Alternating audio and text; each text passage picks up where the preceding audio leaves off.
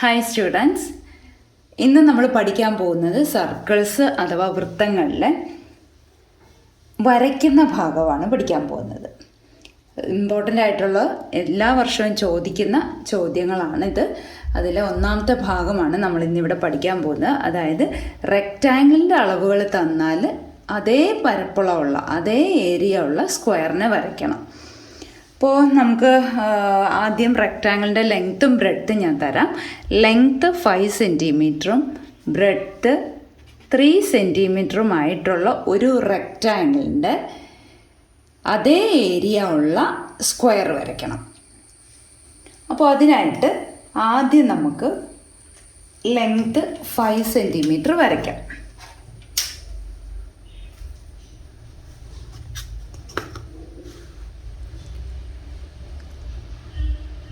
Length 5 centimetre scale വെച്ചിട്ട് അളന്ന് 5 centimetre വരച്ചു. അതിന് നമുക്ക് പേര് കൊടുക്കാം.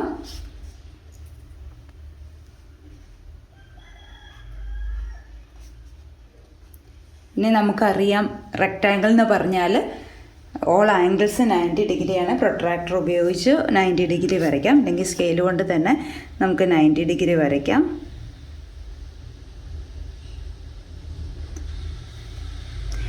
എന്നിട്ട് അവിടെ 3 സെൻറ്റിമീറ്ററാണ് എടുക്കാനുള്ളത്. ബ്രെഡ്ത്ത് 3 സെൻറ്റിമീറ്ററാണ്.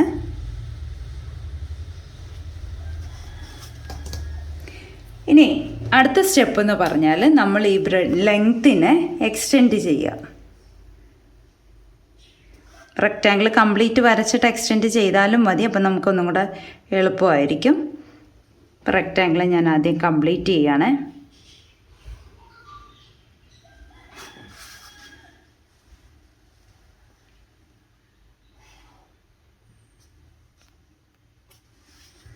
കംപ്ലീറ്റ് ചെയ്തു.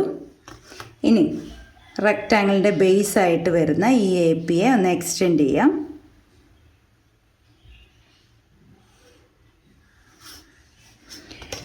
ഇനി ഈ ഹൈറ്റ്, ഈ റെക്റ്റാങ്കിളിൻ്റെ ബ്രെഡ്ത്ത് കോമ്പസിലെടുത്ത്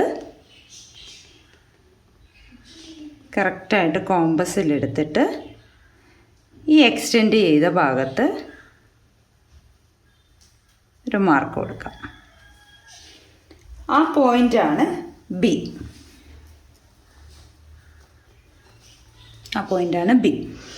അപ്പോൾ എ പി എന്ന് പറയുന്ന 5 സെൻറ്റിമീറ്ററും പി ബി എന്ന് പറയുന്ന 3 സെൻറ്റിമീറ്ററുമാണ്.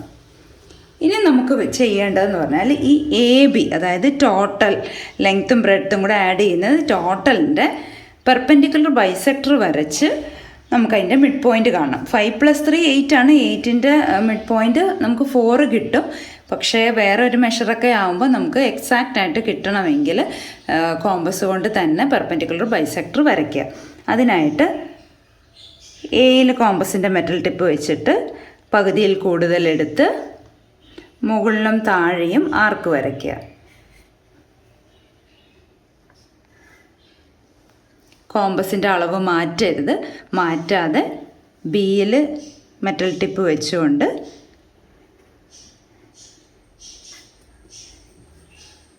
കൂട്ടിമുട്ടയില്ല എങ്കിൽ നമുക്ക് അതിനെ ഒന്ന് എക്സ്റ്റെൻഡ് ചെയ്താൽ മതി.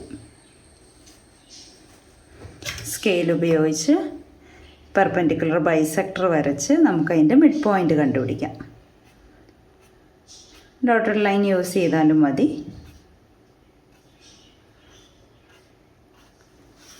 മിഡ് പോയിൻ്റ് കിട്ടി. ഇനി ആ മിഡ് പോയിൻ്റിൽ മെറ്റൽ ടിപ്പ് വെച്ചുകൊണ്ട്,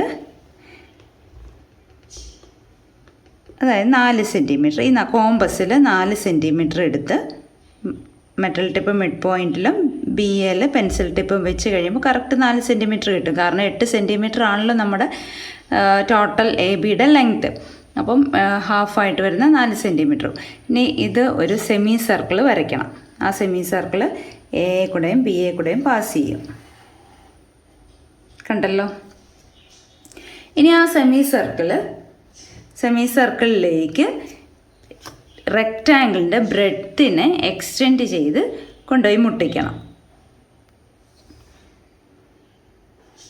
മുട്ടിച്ചു. ആ പോയിൻ്റാണ് സി. ഈ പോയിൻ്റാണ് സി.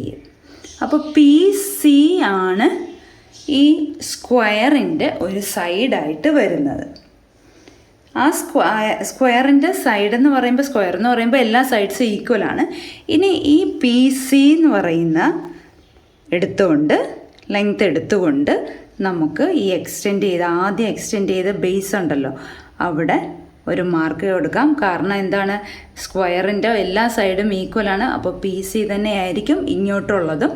പിന്നെ അതേപോലെ തന്നെ ഇവിടെ മെറ്റൽ ടിപ്പ് വെച്ചുകൊണ്ട് ഇവിടെ ഒരു ആർക്ക് വരച്ച്, അതേ അളവിൽ തന്നെ സിയിൽ മെറ്റൽ ടിപ്പ് വെച്ചുകൊണ്ടും ഒരു ആർക്ക് വരച്ച് കഴിഞ്ഞാൽ നമുക്ക് ആ സ്ക്വയറിനെ കംപ്ലീറ്റ് ആക്കാൻ പറ്റും.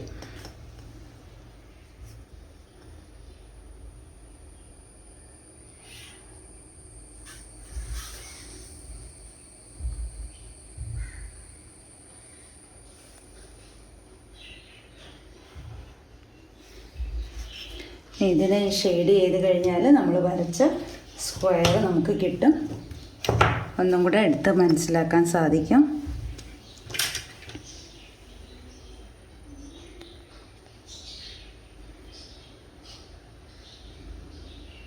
ഇതാണ് നമ്മുടെ സ്ക്വയർ.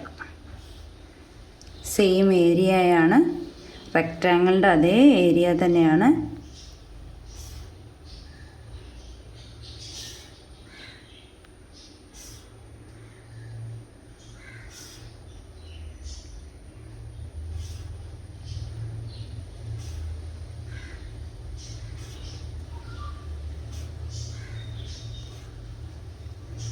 ഇവിടെ നമ്മൾ അപ്ലൈ ചെയ്യുന്ന റൂൾ എന്താണെന്ന് വെച്ചാൽ,